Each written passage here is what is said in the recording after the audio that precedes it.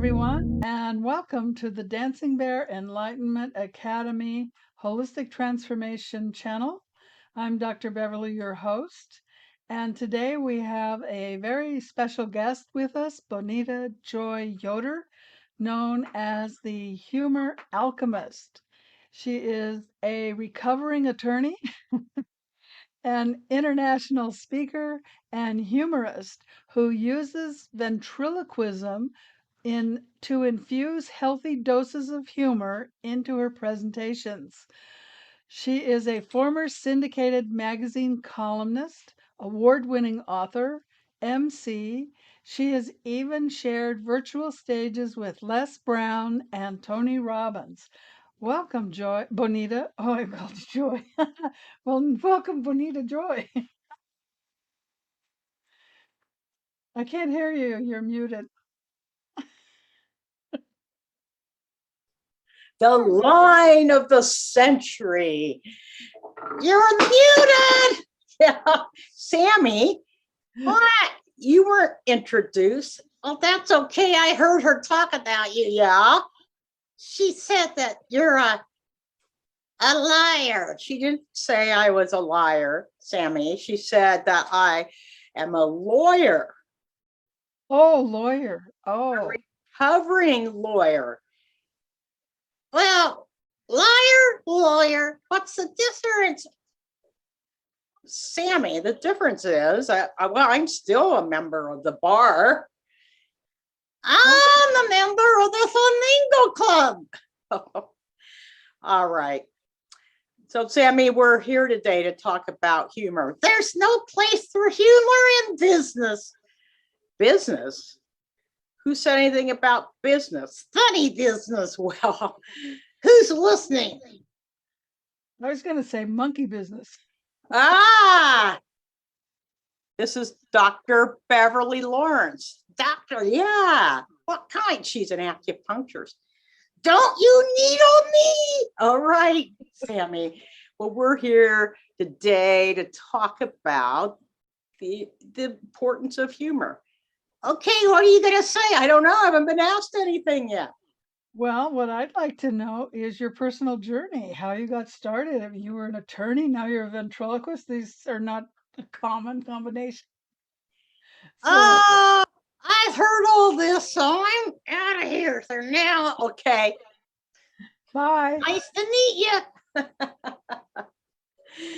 How did I get started? Well, when I was about 5 years old, my cousin Clinton Detweiler was at the family reunion on my mother's side. And he walked up front during the talent show with this little wooden doll on his lap named Woody.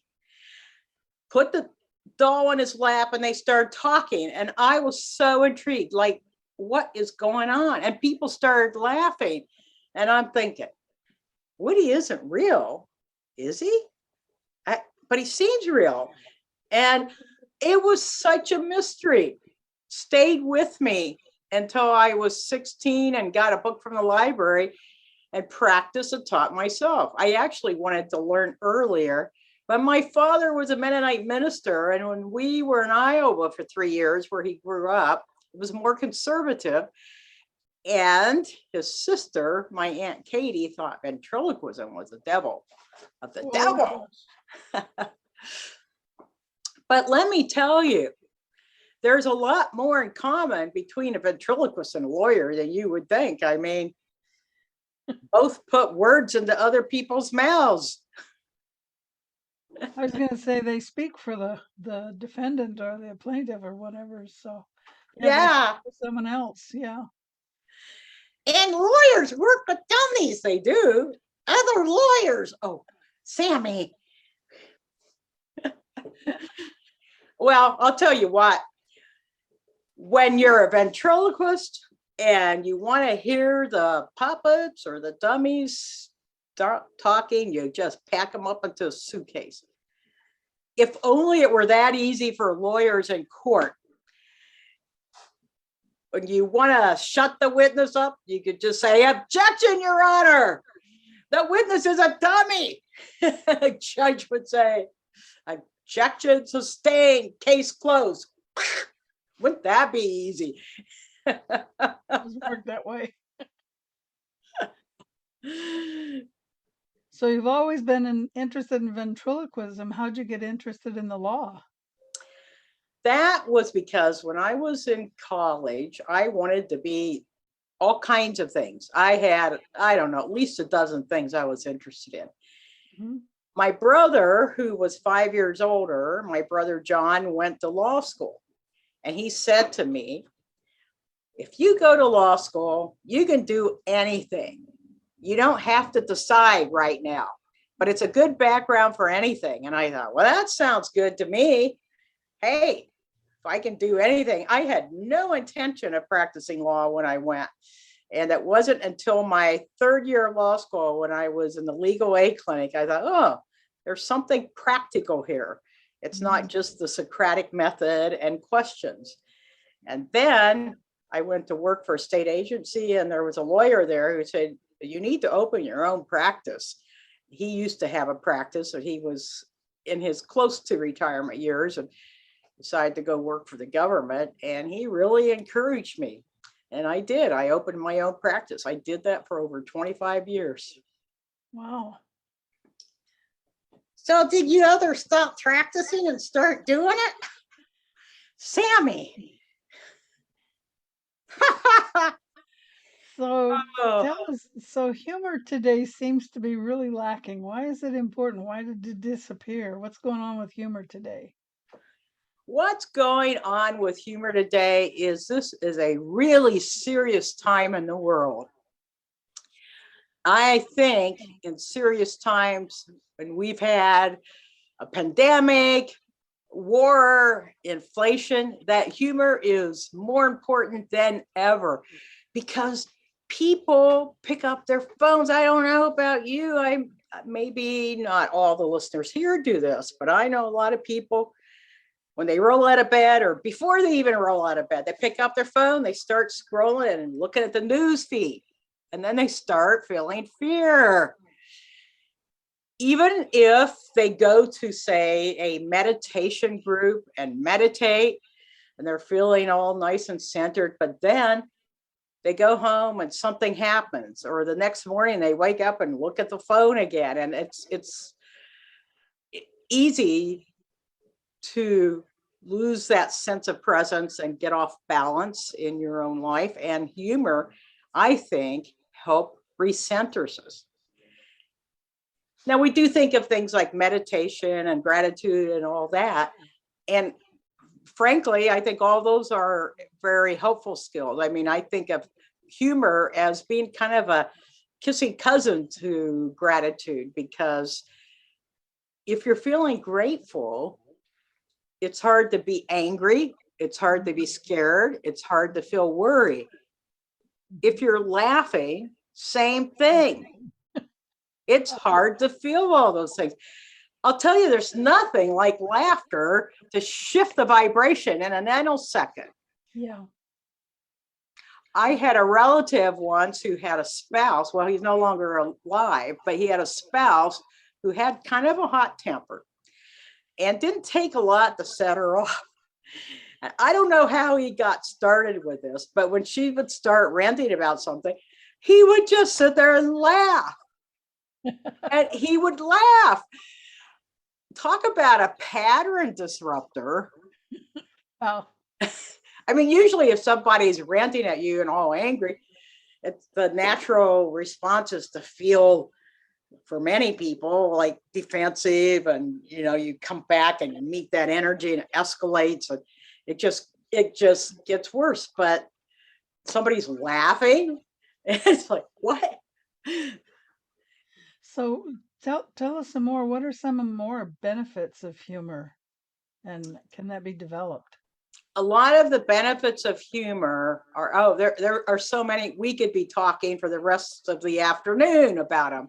But actually, before we go there, I think it might be interesting to talk about some of the myths.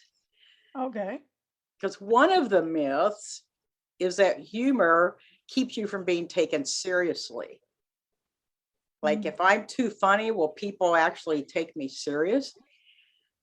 And another myth is that it is a born skill, that you have to be born with it.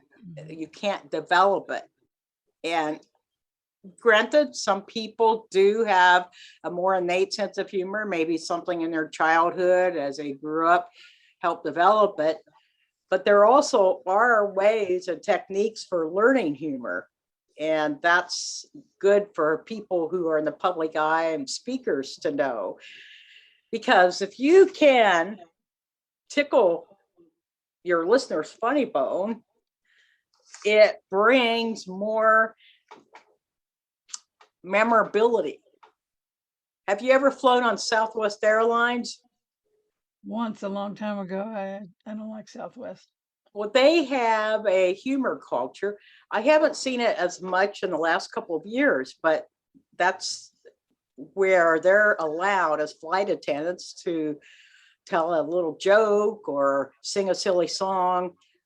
And they used to do this during the oxygen mask announcement. The Federal Aviation Administration tried to get them to quit, but research showed that, guess what? Passengers listen. They listen more to that mask announcement, which usually is so boring, people tune it out. But they were listening for the humor. But guess what? That's how humor can actually help you stand out and help your message be received. So it's the opposite of not being taken seriously, but people may actually listen for it. What if you're not a very funny person? Like if I try to tell a joke, nobody laughs, and half the time I forget the punchline. So I don't do funny. Well, I've heard, it's interesting. I've heard people say this. I had a speaker colleague one time who said, I have no funny in me.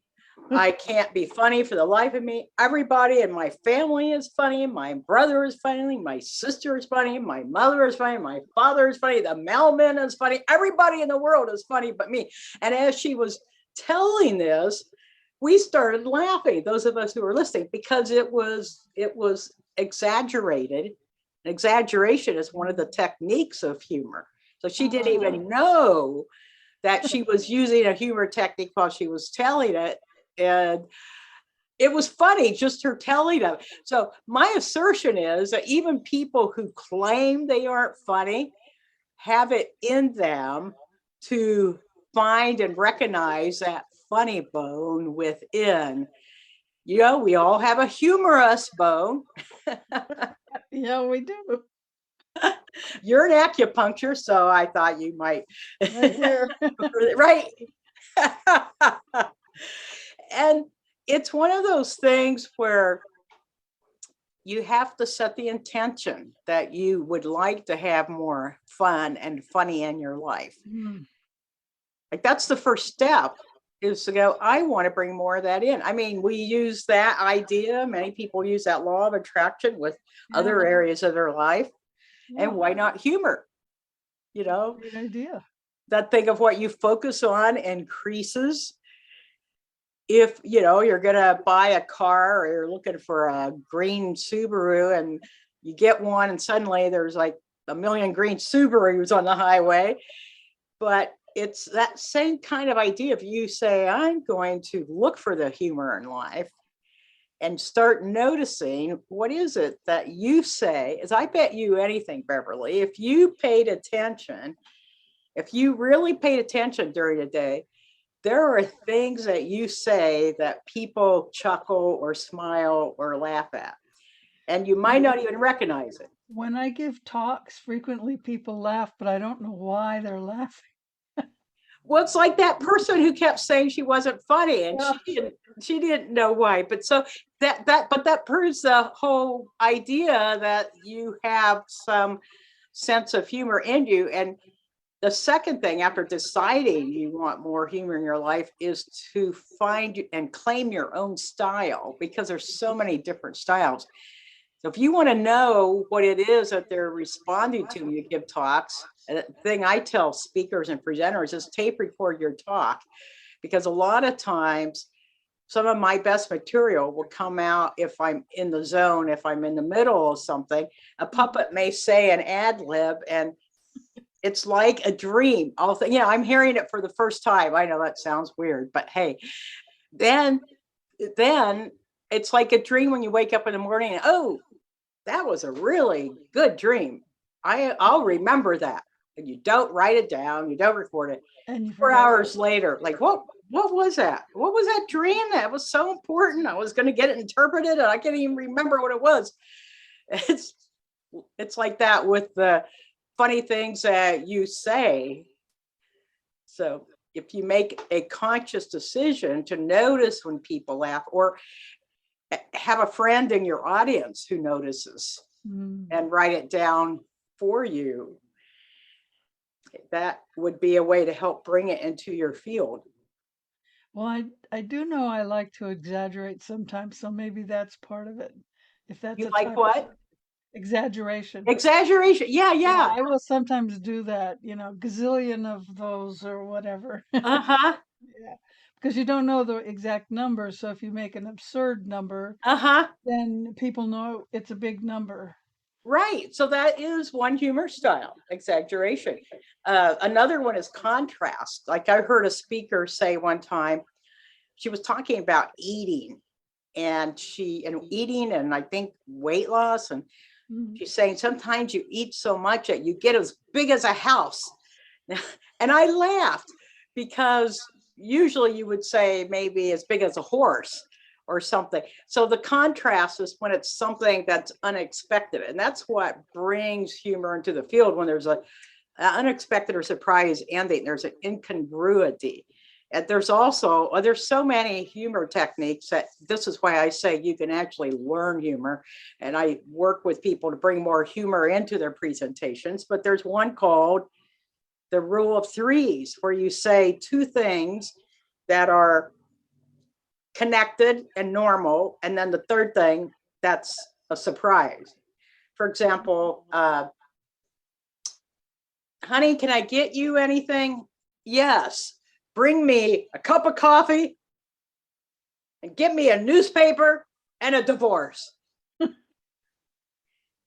So the cup of coffee and newspaper are expected. The divorce is not. So Yeah. that is what makes it funny. Although divorce isn't funny, I used to do those as a lawyer, but in the context of humor, it is. And there are funny things that can happen during legal proceedings too, by the way. I mean, Oh, really? sometimes when there's a saying in comedy, that truth is funnier than anything you could make up. And it's like, even the idea of two people spending $500 on attorneys to fight over a teapot.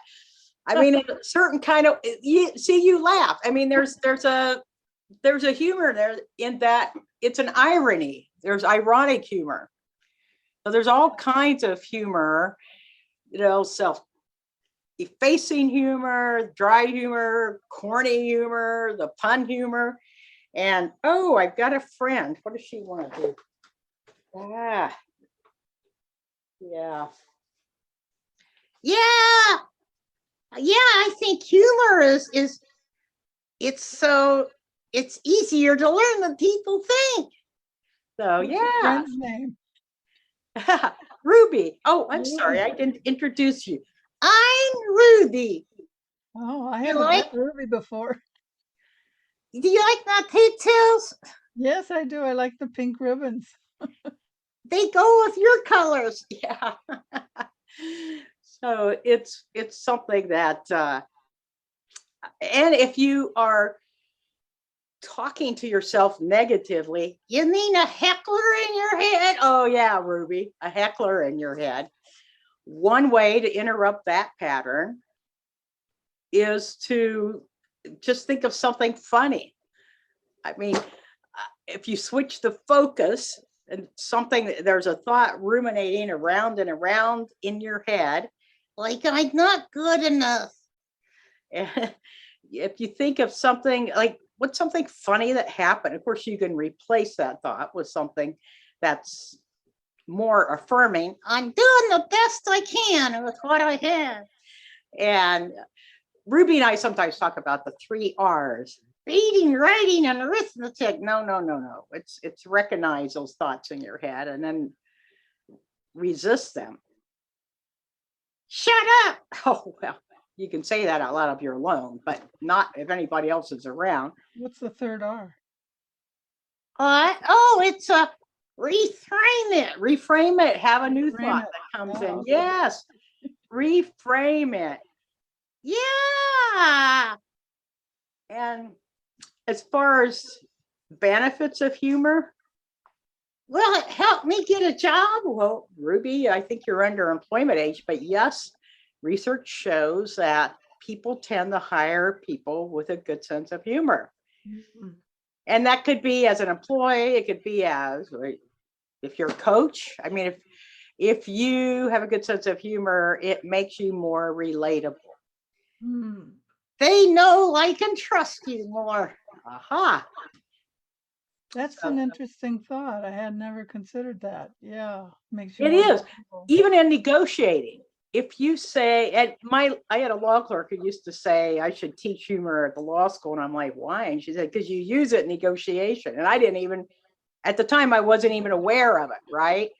But if you say something like, and I'll throw in my pet frog, or, it gets a laugh. And again, if you're in conflict, it can shift the energy. So it's a negotiation, a relationship, anything like that. And what do we want? We want to live in a higher vibration. Yeah. And that's a way of changing the world. Wow, that's pretty deep. One laugh at a time. So what happens in all these universities where the comedians won't even go in there anymore because they said the people there don't like humor? What's going on there? That's an interesting time. Cancel culture. It is interesting. I personally, there's three approaches I feel to humor. One is you don't say anything that's going to offend anyone in any way, which does narrow your field. Limits the humor. Yeah, exactly. And a second one is know your audience. And that is one where I say that's important. I mean, a comedian may say something in one audience and not in another. And another approach is to say, I have comedic license and I can do anything. But that's not as common today as it used to be. But I think about ventriloquist Jeff Dunham. I saw him one time during presidential election come out with a two-headed ventriloquial figure. It was Donald and Hillary. Oh, and no. He laughed at both sides equally. And so that is how he addressed it. But the other thing is, if you do humor, even in those university settings, if the humor is at yourself, I could make jokes about ventriloquists and lawyers and they'd probably be okay, Mm-hmm. So it's knowing the culture. I think it's unfortunate that things have gotten so sensitive that it is more of something to be aware of. I mean, obviously, humor, like any tool, can be misused. I mean, money can be used for good or other things. It's like having that intention of using it for good.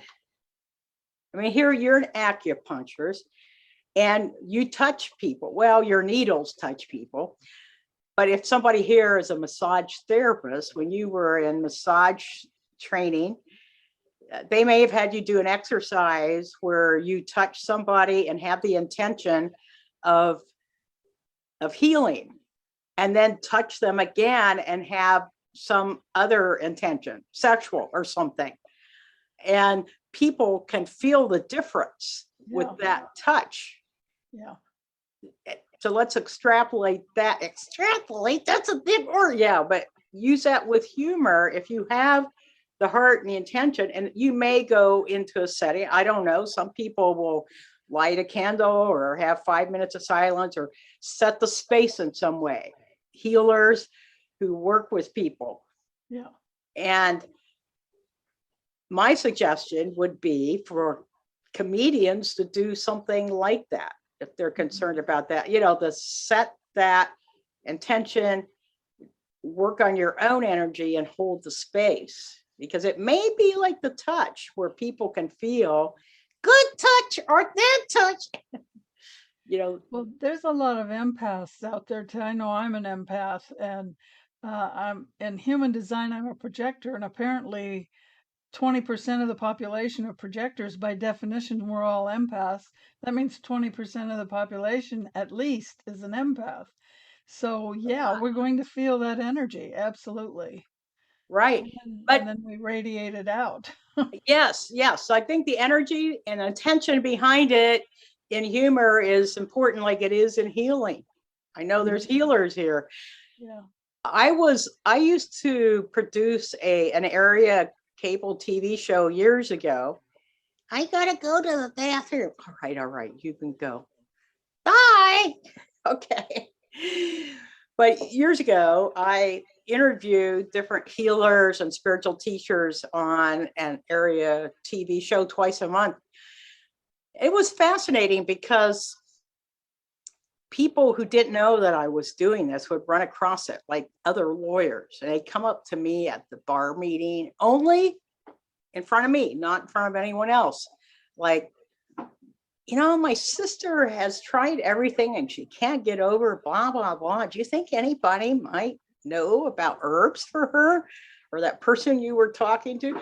And then one day, this lawyer comes up to me and says, I was channel flipping the other night, and I saw you on TV, and you were doing this weird thing. You and this other person were holding your hands like this, and you were talking about feeling something. So I held up my hands, because I remember that show where I invited the audience to hold up their hands and see if they could feel anything. We were talking about energy. I think it was an energy healer.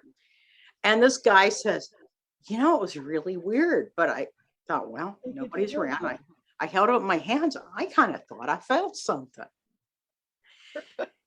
So that's when I realized that I was kind of a bridge between when these lawyers would come up and privately bring up things like that. Oh, I had this dream last night. I've had this dream for years. It's a recurring dream, and I don't know what to think about it. You think that person would know what this dream meant? Okay. And then I'm like, oh, there's a bridge needed between the practical business world and whatever you want to call it, the spiritual realm, material world, spiritual world.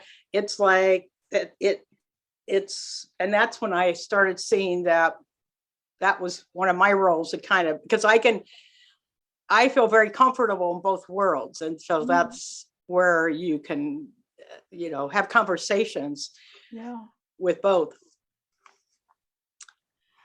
It's true. So how has all of this impacted you personally, now that you've changed careers and you're out there making people happy? I have to tell you, I have to be honest, this is a lot more fun than practicing law. I believe that. And the strange thing is that people accuse lawyers of being litigious, but they're the ones who come into the office with these things, and they make fun of lawyers, right? Oh, they're like used car salesmen or whatever. But let me tell you, when you're in litigation, you want a real barracuda, right? So I say, hey, if you have a fight with your spouse and you think you want a divorce, eat 2 sharks and call me in the morning. No. I mean, it's a whole, that's why I felt less resonant with it as time went on, because it's adversarial. And I considered myself to be a holistic lawyer. Mm-hmm. And there was at some point an organization formed, International Association of Holistic Lawyers, and I went to a conference and then made a friend with Kim Wright, if there's any lawyers here in the audience listening, Kim Wright is one of the leading people, J. Kim Wright, WRIGHT, in the law and humanity field. She wrote a book that the American Bar Association published, the first of its kind for them. I think it's Lawyers as Healers or Lawyers as Peacemakers, maybe. It's one of those two, and it's got a blue cover with a dove. And then they actually had her, they didn't print but 8,000 copies. They didn't think it'd sell. And then they had to reprint it, and then they had her write a second book. But there is a group of attorneys who would like to change that whole adversarial model. And, you know, a lot of intuitives have been talking for the last few years about institutions are collapsing and are going to be replaced. I mean, I'm sure you've heard that, some of your listeners, that legal, medical, financial, to be replaced. all of this. I mean, who knows what will happen? That I assert that humor is one of the best tools. Well, let's put it this way. If you talk about inner peace, that might be a little, I don't want to say esoteric, it's not too esoteric, but your business person or whatever, it might not speak to them. But if you talk about humor, that's something that, oh, you know, they can relate to. But I actually wrote a chapter for a book, for a peace anthology that a lawyer is putting together and asked me to write. I don't know the status of it, but I called it Laugh Your Way to Peace. Now, you've heard of Laugh Your Way to the Bank. But the way I look at it is humor is a very simple technique. It's a free technique, and you can use it to shift the energy, disrupt the pattern, shift the energy, raise the vibration. And it's something that even people who are not into esoteric or energy, any of that, can relate to, right? So you could say humor is the back door to inner peace. Yes, yes. But that's part of where my role as a bridge comes in, because humor is acceptable in pretty much any circle and relatable. And yes, but think about this. If we were laughing, singing, dancing together, you know, it comes to mind. I don't know which war this was, World War I or II, but you've probably heard the story where the soldiers took a day and had a truce on Christmas Day. Oh, yeah. I haven't thought of that for a while, but if we had a humor truce day, you know, it's interesting because the soldiers, a lot of soldiers don't want to be in war. No. And they're human beings, you know, you've got teenagers. And, you know, if we could somehow laugh together instead of fighting each other. I know the interfaith movement, they have used food as a way of bringing people together, bring people to the table with food, because food, breaking bread together is like a it's a sharing. Yes, it's a sharing, it's a nurturing. And if you're sitting across a table from someone whose skin color and ethnicity and race is different from yours, but you're sharing food together, something shifts. And I assert it's the same way with a laugh. If you're sharing a laugh together, I mean, you could be in the middle of a heated argument. And I don't know if any of the listeners, if you can recall a time where you were arguing with a partner or spouse, and then they said something funny and you just erupted into laughter, and then they did too, and then you both end up laughing, the argument's over. Right? It's like my relative who would laugh when the person was angry. So I think there's a lot more depth to it than people realize. Humor. Well, I'm learning that from you today. Yes. So, how can people learn more about what you do? I have a humor journal that I created, a complimentary humor journal with 10 humor writing prompts. If any of you have done journaling and you have journal prompts, there's a question and you answer it, kind of helps tap into your subconscious. And in fact, some people will use their non-dominant hand too and write to help go even further into that. But that's a simple way to start because it gets your mind rewired and trained on humor. I mean, if you have a gratitude practice, which I have one where I share 3 things with a group of people by email that happened in the last 24 hours, it rewires the brain. I mean, my brain is always looking for something to be grateful for, right? And it trains it. So if you start looking for things that are humorous, your brain starts rewiring to look for that and to see the funny side of things. And I mean, a lot of situations, even if you're mad, if you stop and slow down and are conscious, pay attention, there's a humorous side to it. And that humorous side might lead you to a silver lining, like my silver hair here. Anyway, it is, I think, a tool, a humor journal. Now, this is writing prompts. It's that kind of humor journal. You could also take a little notebook and, Beverly, as you see somebody respond, make a note of it. If you're in conversation or dinner or restaurant and you hear people laugh to something someone else says, you can make a note of it. If you listening have a child or a grandchild, as Art Linkletter used to say, kids say the darndest things. Yeah. And then if you want to use some of these humor things, well, you can use them just to bring your mind and attention to humor, to have a humorous mindset, to have a lighter heart in the world. I mean, you can just do that, right? To have it affect your life and have a humorous presence and mindset that you carry out, and that ripple effect when you touch others with that. And if you are in business, bring humor into your business.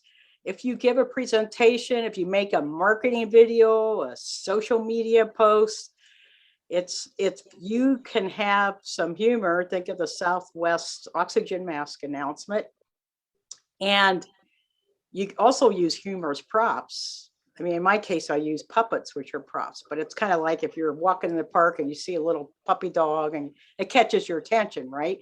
You're scrolling, and you can use props. And I actually work with people to infuse some humor into their presentation, but it can help you in business. It can help draw attention, attract leads, help convert leads, as well as lowering your blood pressure, decreasing your stress, increasing your viewpoint on life, and optimizing your immune system. I mean, who doesn't want that in these days, right?